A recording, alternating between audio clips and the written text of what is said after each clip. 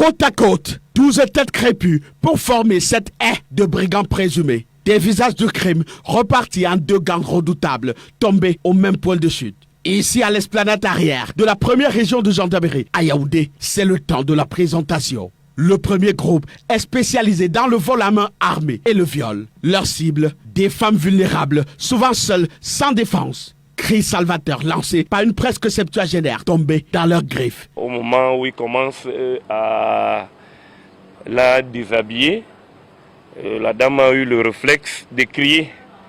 Elle a crié, elle a commencé à pleurer.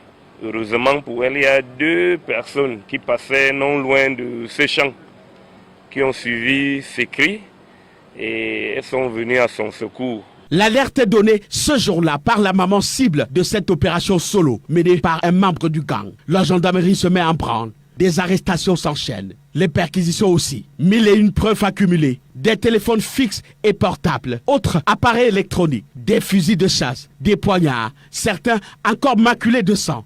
Parmi les suspects, des repris de justice. Certains sur le procès du visa de leur 7e séjour carcéral. Nous avons par exemple un qui est là, le nommé Kaba Kabla. Il a déjà fait la prison 6 fois.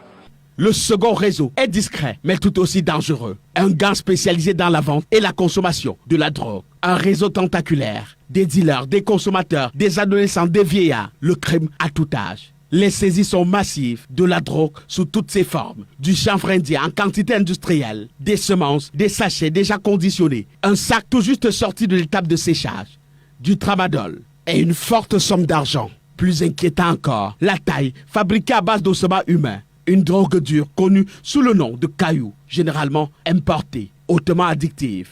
Parmi des suspects, un destinataire nigérien de motos volées. Il recèle les motos, il les concasse et les pièces détachées, il les transfère chez lui au Nigeria. Tous les suspects sont désormais sous procédure. Le prochain taré pourrait bien être celui qui les mettra hors d'état de nuit.